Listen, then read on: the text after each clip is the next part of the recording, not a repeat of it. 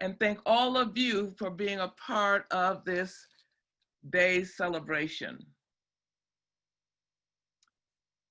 Today, I'm continuing with the Centers for Spiritual Living's monthly theme, Unchained Spirituality.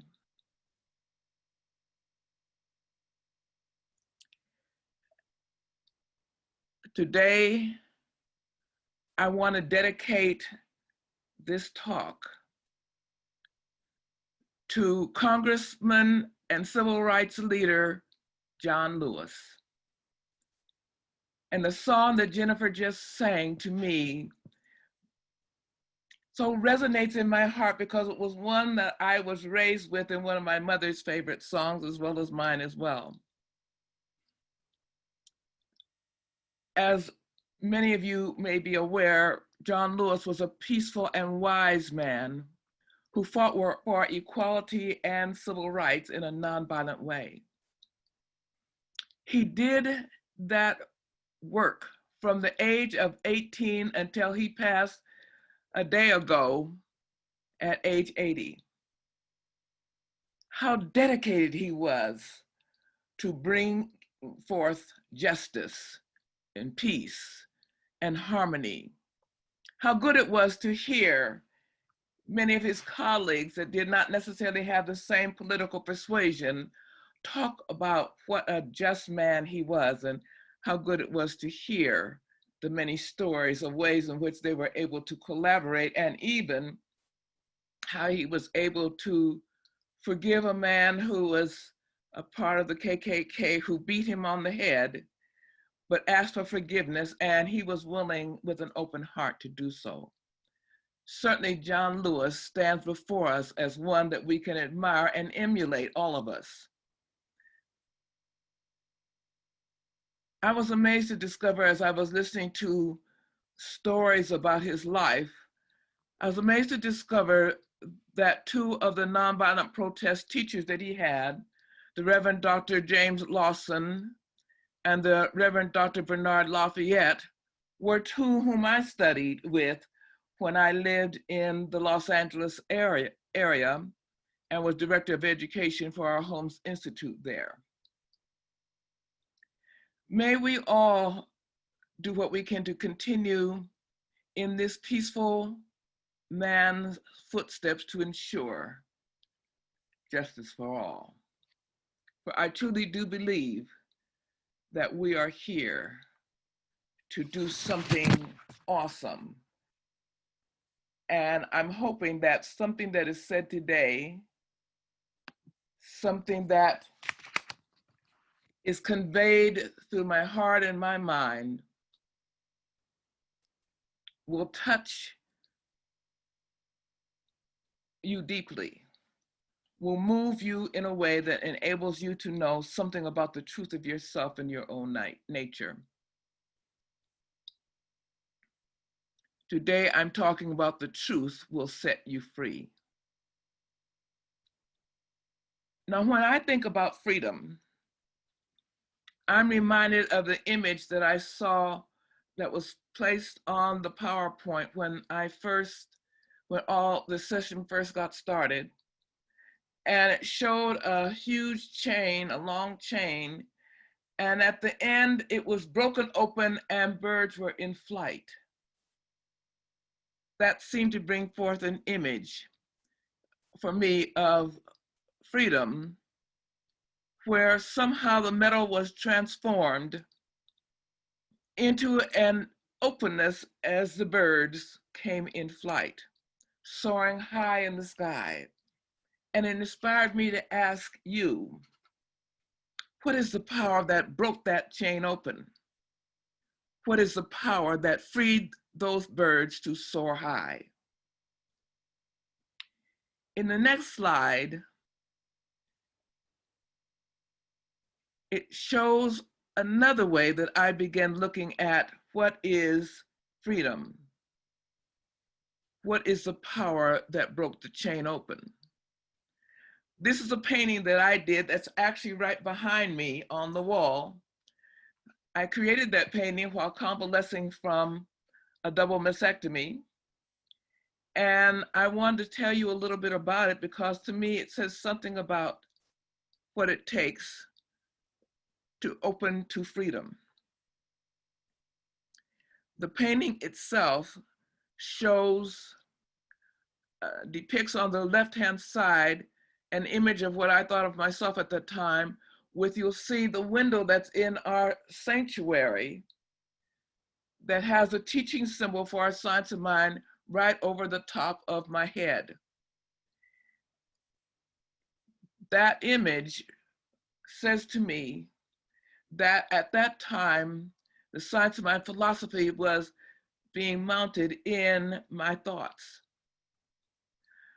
But my journey had to go beyond the theory that I was receiving and that I was trying to apply to my life. And so right in front of me, I depicted an image of a vibrant figure that is holding an old frog full of warts and my misdeeds so that they wouldn't inhibit me from being able to go on the journey. And there's a path that I go down, at times being still, at times falling in holes, at times having a lot of gravel, at times smooth land, but all there as a way of saying that I had launched my spiritual journey. And at one level, near the top of the mountain, there is a lion and lamb lying together in harmony. For just as that state of being comes into existence, I then begin to find myself rising into the rainbow, into that vibration of the yellow hue. That energy to me says joy. And so I felt myself in that area being much like the birds in flight, joyfully flying, soaring in that yellow vibration of joy.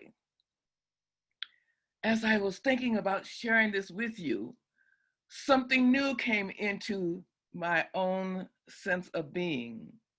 For I then began to see not only was I flying, but a swarm of others were flying with me of all different and diverse groups of people, soaring in harmony across the evening sky.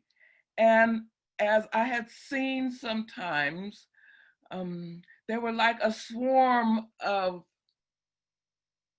birds flying, almost like an infinity sign, going back and forth, creating a marvelous sense of knowing, a marvelous sense of being, a marvelous sense of harmony that I think is fundamental to what I think is about freedom. So what has lifted me up? What has caused all of us, of all different ethnic and cultural groups, to fly together? What has set us free to soar? And so as that image fades from in front of you, I just want to share with you some thoughts that came to my mind. So I love the way our Center for Spiritual Living spiritual leader, Reverend Dr. Edward Bayun, talks about what it takes to experience the underlying truth of freedom. Bayun says that truth we're talking about originated as a spiritual state of being that is described in the book of John, the 8th chapter, the 28th to 32nd verse. And I give you an essence of some of those thoughts.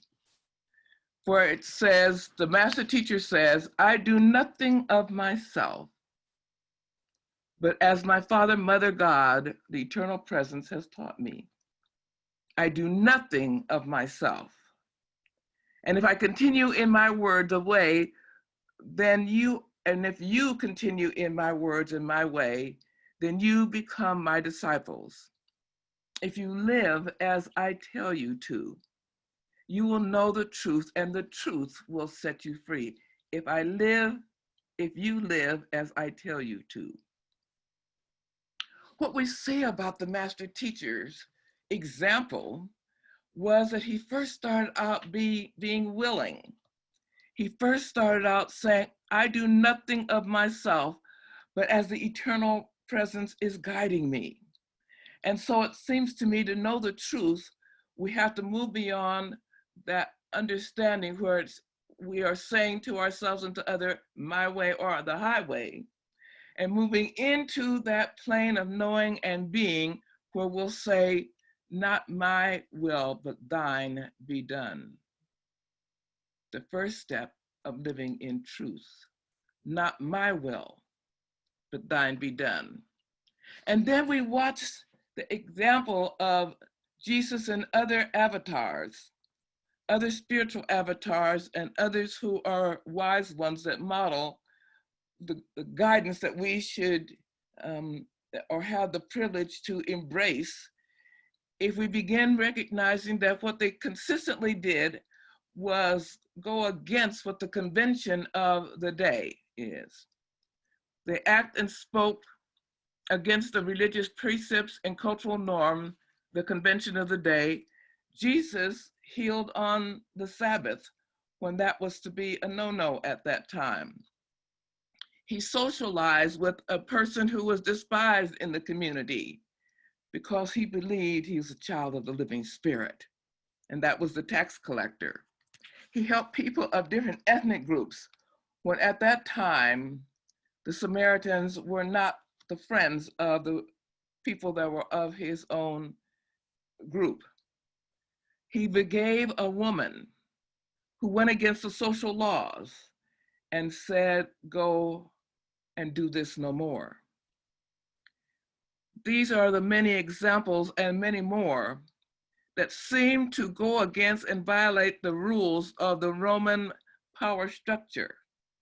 And so part of living in truth is where we begin paying attention to what seems to be fair, what seems to be just, what seems to be right, what seems to be the expression of love that we can abide by, for there is where the truth lies.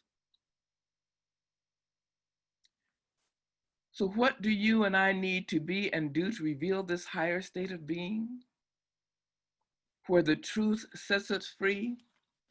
Oh, I'm convinced as we are now living in COVID-19 sheltering in place, life is giving us an opportunity to pause and reflect on what life is calling us to be in order to live those words that Jennifer Johns just finished singing and live the truth of our being. We're to listen, to feel, and to see what life is calling us to be about. And during the times that we're living in, that where the protests are bringing people together to demand justice for Black lives, life is catapulting us into a new state of being that is shaking us aloof from our errors of beliefs, shaking us aloof from oppressive actions, shaking us aloof from our own unconscious and conscious colluding with the oppressive conventions of the day.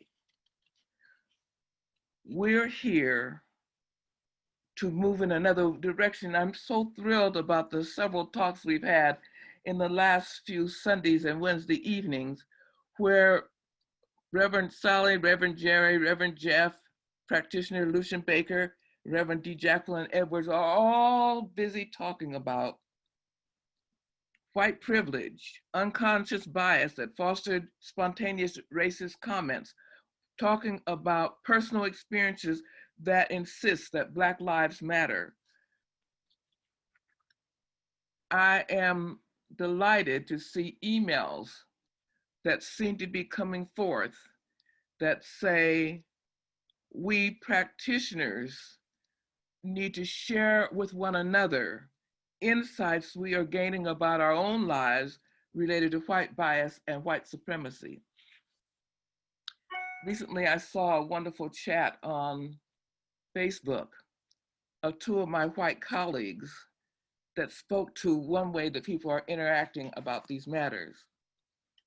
One said, I can just do what I'm used to doing, treating everyone well.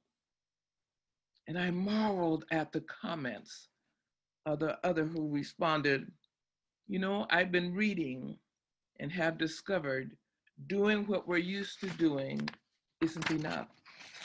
Doing what we're used to doing may cause us to miss or be unaware of our own habitual and complicit actions which support systemic oppression and racism.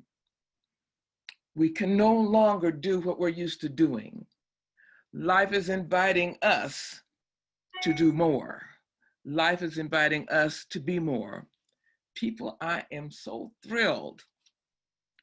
Could it be that these revelations are softening the metal chains that have kept us from flying freely?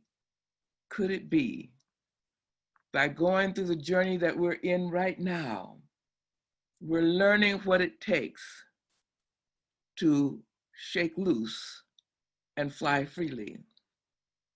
You know, when Reverend Eloise, Reverend Mawata, and their then son-in-law, Leatrick Gilliam, and I were in ministerial school together, the director of our ministerial school unashamedly announced what we thought was a racist proclamation, a racist act that seemed offensive to the four of us. And at break time, one said, let's get out of here. We don't need to be around an organization that talks like this. Spontaneously, I found myself saying, as Reverend Eloise would announce on the pulpit during the last many years when she was there on a regular basis, I said, we're not leaving. We must change the UCRS, the United Church of Religious Science at that time, and now CSL, from the inside. That's ours to be about and ours to do. Beloveds, what I am so thrilled about is that right now life seems to be responding to what I declared. Now, I'm fascinated that many years later, I discovered that the Science of Mind community was established to be responsive to what I said. For I discovered in reading the introduction to the Essential Earnest book, Jesse Jennings put in there, the essence of our Science of Mind teaching is democratic, equitable, and honoring of the direct spiritual experience of everybody alike, rather than forcing one's personal divine revelation on the whole group. I was stunned when I read that, but even more was I amazed when I read Jesse Jennings' description of the situation that took place in 1945, which showed what Ernest Holmes had to do to bring around equity in our Science of Mind community. The story went like this. It seems that in 1945, the African-American minister, Reverend J. Arthur Twine's church in West LA had a congregation membership of both Black and white people. Apparently some in either the Los Angeles community or elsewhere were complaining and murmuring about this membership, so much that it inspired the people that were putting together the Science of Mind magazine to drop from the list of all the churches there, with the East Side Church being the first on the list since it starts with an E. They decided to put it at the very end of the alphabet and label next to it colored. This did not make Ernest Holmes happy, apparently, for he called Reverend Twine and was invited to come and speak to the congregation at his request. I want to read to you what I understand Ernest Holmes said to that community, for it speaks to what my heart was longing for when I was in ministerial school. It says this: we are all children of one living God, says Holmes to the congregation at Eastside Church. One life that permeates all without exception. one intelligence that governs all. One door will be forever open to all. Be proud, you are a divine idea in the mind of God. And it is my understanding that the magazine immediately reverted the church listing to its original alphabetical order. And now we know that during that period of time, as there have been examples since then, someone had briefly bowed to segregationist convention of that day. I honored the fact that Reverend Holmes, the founder of our Science of Mind philosophy, began to see how important it was for him to take action and to move on the conditions that are now being mimicked by what the Center for Spiritual Living leadership is doing by putting out proclamations in support of Black Lives Matter. I've always wanted more from the Center for Spiritual Living than being a spiritual community that is merely ethnically inclusive, because I think being ethnically inclusive is vital. But to me, it wasn't enough. And I guess because I grew up attending at the African Methodist Episcopal Church, where not only were they singing the song that Jennifer sang so eloquently and vibrantly this morning, but they were often talking about the conditions that were taking place to African American people and what it took for us to work together to get over. I think I needed that support to uplift my spirit and engage us in doing some things where something different needs to be taking place in our lives. Now, prior to attending ministerial school, for many years, actually about 25 or more, I was an external change agent working in 18 school districts throughout the nation, as far away as Lebanon, New Hampshire, and Owensboro, Kentucky, St. Louis, Missouri, as close as Berkeley, California, and Fresno. 18 school districts we were funded by the federal government to work with. My task was to help the teachers and the staff developers that I was working with to infuse diverse ethnic and cultural experience and worldviews into the children's language, art, reading, and math classes. So they weren't having a separate experience studying about different groups, but it was infused in what they were required to learn. My doctoral work was grounded in this same effort. But needless to say, as I embraced becoming a spiritual leader in the religious science community, my soul longed to experience inspirational talks and instruction that we are beginning to witness right now. Those that are not only anchored in spiritual truth, not only focus on personal growth and personal attainment, but yes, beloveds, I know the personal is important. I know we have to do our personal work. But yet, since my writings, my ministerial school thesis, I wanted us to build actions and love through experiencing cultural pluralism in our religious science inspiration and instruction program.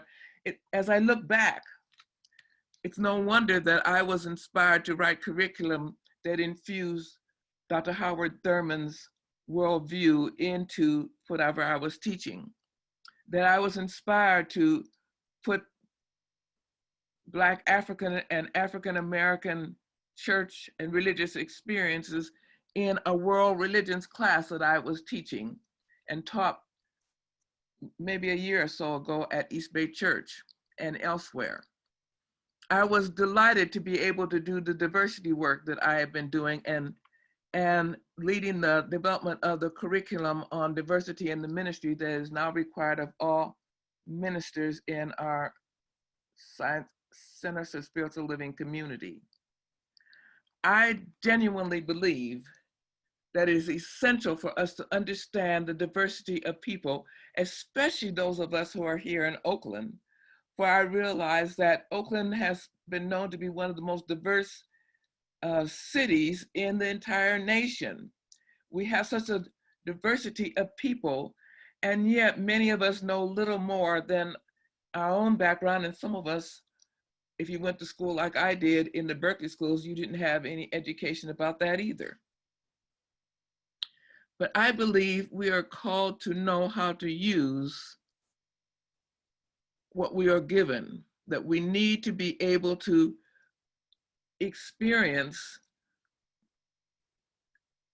wonderful opportunities like the wonderful singing bowls that come from other cultures that Jennifer did this morning. She just kicked butt. As far as I'm concerned, she did such a beautiful job. It expanded my heart and delighted my soul. But with the Native American Indian community nearby, we should be having more experiences and understanding some of the activities that they engage in and that can inspire our own lives. We have members of the Asian community right in our own spiritual family, and yet very rarely do we do things where we're learning more about one another and the experiences that members of the Asian community people have had here in Oakland and in the world. To know more about the Kabbalah, to know more about Voodoo and Ifa. All those to me are part of what it takes to live the truth of our experience. For I am convinced that the truth of knowing about all of us and living in respect for all of us will begin to set us free. Oh, I love the way Ernest Holmes says in Words That Heal, those who would be healed must engage themselves in something larger than themselves. I'll repeat that again. Those who would be healed must engage in something larger than themselves. And he goes on to say in the little tiny book that took me a long time to find, that's called 10 Ideas That Make a Difference, Ernest Holmes says, we must come to know the needs of one another, for unity does not mean uniformity. No, people do not have to think alike to live harmoniously. To reach across differences of opinion, biases, beliefs, to common ground, there is plenty of room for the variety of expressions in home. And we need a sympathetic understanding of one another to accept and work productively with people who see the world differently. To rid ourselves, therefore, of feelings and thoughts and behaviors that show up as classism, that show up as racism, that show up as sexism, that show up as ageism. I believe that what we are about doing now can open us up to living what I think we are called to be about, to live the truth that makes us free. A few days ago was my birthday, and one of the contributions, the gifts that I received from a friend of mine was a post on Facebook. He said, I want to describe an experience I had when I was attending a workshop that you conducted many years ago when, as a United Church of Religious Science, we were going to Asilomar on a regular basis, and you did a workshop called Dialogue for Cross-Cultural Connections, or Cross-Cultural Harmony. And this minister said, during the workshop, you said, select a partner. The lady next to me was crying profusely, and I offered to leave for another partner. But she said no. Then he said, I gave directions for the dyad to start sharing. I don't remember what the focus was, but I know that he said, my partner was still crying, and then said, when I was a little girl, my dad told me to walk on the other side if I see a Black man on the sidewalk. Here I am in my 60s, and the first time I'm sitting with a Black man. She asked for a hug, and we both cried. I was so moved that he gave me the gift of that testimony. on the day I celebrated my 83rd year. For I am convinced that that story speaks to my own calling and how spontaneously something was taking place. When thrown together by life, it enabled the two to connect very meaningfully. One who had grown up in a worldview that was hostile to the other, and yet spontaneously they were gaining a sympathetic understanding of one another, which is vital for freeing ourselves to love and to be free. So I want to kind of wrap some of this up by saying just a couple more thoughts that I want to share with you. For I begin to believe that many of us don't realize how unique different groups are. Many of us don't realize that even though we know they're like ourselves, in other words, they're born into specific ethnic and cultural groups or raised by members of that group, learn to mirror and see and mimic behaviors of the groups that they're raised by. Many of us do not understand that how activities that we are learning subconsciously go into our unconscious thoughts and our unconscious biases. For ideas that we've heard from family and friends are no longer consciously considered, they become our automatic. Yet familiarity enables us to be comfortable even with the negative ideas that come from family members, as she had experienced. Sometimes ethnic slurs and jokes and assumptions about people of different groups are said by family members, and we take them in stride and say, well, that's just what they think. And that begins to be sometimes what you're thinking. No wonder when we come upon opposing perspectives, we begin to resist them and sometimes don't know why. But what we're also missing is the subtleties that go unnoticed in another worldview that sometimes are awesome. I'm remembering listening to an educator talk about his experience to Samoa, a time when he was out in a boat on the ocean with many Samoans, men, and he was so far from the shore he could not see it. He felt lost, and he told the people that were there, I think we're lost. How are we going to find our way back to shore? Members of that community shook their hand and said, we're not lost, look. And they pointed to the waters and were able to say, isn't this interesting? There's a certain way that the water flows, and that will tell us where we go in order to go back to shore. I was moved by this story because it reminded me that many of us are with others. We have no idea of some of the subtle things that they know, some of the subtle things that they do that are not apparent to us. And only as we connect with them and begin to walk in their shoes and live a life in harmony with them, are we able to begin to understand some of the things that are very meaningful to them. I think that that's why Dr. Howard Thurman created a model to foster safe places to gain a sympathetic understanding with members of the new congregation that he put together in about 1945.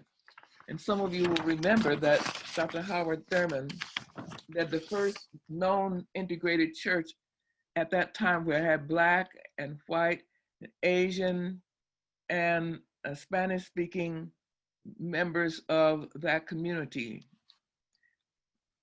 He had them come together monthly to consciously develop a sympathetic understanding of one another, to engage in laughing with one another, sharing their own worldviews, their feelings, beliefs, cultural rituals and uniquenesses, music, songs, etc. Connecting in this deep way is different from what some of us do when we're in the social hall, often with friends, and we're not necessarily talking about something that has to do with the way that we were raised and the way we were thinking about things. And yet this vital experience, I think, is the way that we begin to connect with one another deeply. Oh, beloveds, I believe life is calling us to connect deeply with one another to mount the crisis of systemic racism and injustice. I believe that none of us is free until all of us is free. And it is this world that we need all of us living the truth to be free.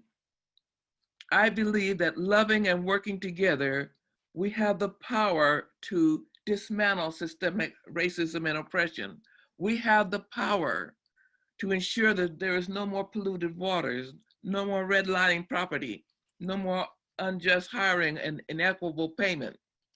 We have no more inequality in the corporate setting and no more experiences of dishonoring Native property, no more having children and families caged at borders. I believe, beloveds, and I know that we are here to be free to co-create a just and equitable world right now. Right now. Let us pray.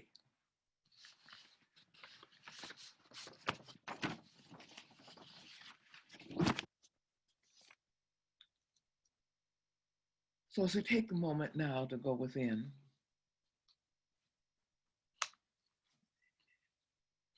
will you join me as we lift up our thoughts? As we open to calm our mind, to let sink in our very being some of the ideas of what it takes to be free, to live in truth that enables all of us to be free. And so it was with calm thoughts and open mind that I enter in this eternal vibration, that place where we know that there is only one mind, only one eternal power, one illuminating energy that is creating presence within and surrounding each life form throughout the entire cosmos. Oh, how good it is to know that this presence and power is flowing its magnificence within and surrounding me right now. It is quickening every thought, feeling, and action I'm experiencing, and what I know is to be the truth for me, I know is the truth for all members of our human family throughout the earthly plane and everybody that is on this Zoom call right now. Oh, I give thanks that because I know this is the truth of my being and the truth of our collective being, it is my joy to speak my word on behalf of all members of our human family. It is my joy and pleasure to realize the power of love is igniting a shift of activity taking place among our human family members right now. That we are witnessing this awesomeness to ensure justice in the policies and practices at the governing levels, at our local level, statewide levels, and national and international levels. That we are knowing right here and right now the protests and actions that are taking place are inspiring everybody in the United States and all countries to begin ridding ourselves of symbols of racist behavior and power as we notice them being dismantled. Oh, how good it is to witness the demolishing of statues and other symbols of hate. How good it is to recognize that there are symbols going up that display love, and power, and peace. Oh, how wondrous it is to experience the quest for social justice and action for sympathetic allies and partners, enthusiastically awakening us as we are reading and discussing and shifting historical unconscious bias and actions, and by focusing our attention on increasing our understanding of what it means to transcend systemic oppression. Today, I bless and give thanks for all these activities as I declare collectively, we are opening the portals of our consciousness to be and reveal more. But right now, I know our collective energy is expanding to ensure just actions are taking place right now. that we are ensuring that oppressed people have clean water and food, that there is equitable jobs opportunities, employment, that there's educational opportunities in corporations and other workplace, fair housing, economic support for healthcare and services. Oh, I do give thanks for the loving spirit that is enabling members of our human family to release fears of losing power and releasing that we are all free, empowered, and serve the creative presence collectively in a way that brings forth even greater understandings of who we truly are and what we're truly here for, that is even beyond what we now consciously think of. For just as Jesus didn't know what an electric light was, I know that there's some things that our freedom enables our creativity to bring forth in the world that brings forth a greater understanding of what truth is. And I take this moment now to also give thanks for this month's nonprofit partner, My Stuff Bag Foundation, giving thanks that they are providing new belongings and comfort and hope to children who are rescued from abuse, neglect, and abandonment. Also blessing our planet Mother Earth, gratitude for her beauty and resilience and our increasingly mindful stewardship of her. Blessing those in service, creating a world that works for everyone. Blessing our youth and youth of the world, knowing that they are guided by the loving mind and heart of spirit. And I'm also wanting to bring love and comfort and healing for all those impacted by challenges in whatever form. Oh, right now I'm blessing Jonathan Hendricks, Taylor, Grady Nobles, Ethan, and loved ones. Blessing all those who are impacted by COVID-19. Blessing all of those who are out there marching on our behalf in protest. Oh, may we accept peace and comfort for Willie Mae McGill and sister of Dottie Baker and family. May we accept peace for those who have made their transition. George Floyd, Ahmaud Arbery, Breonna Taylor, Maurice Gordon, Byron Williams, Representative John Lewis, and Reverend Dr. Vivian.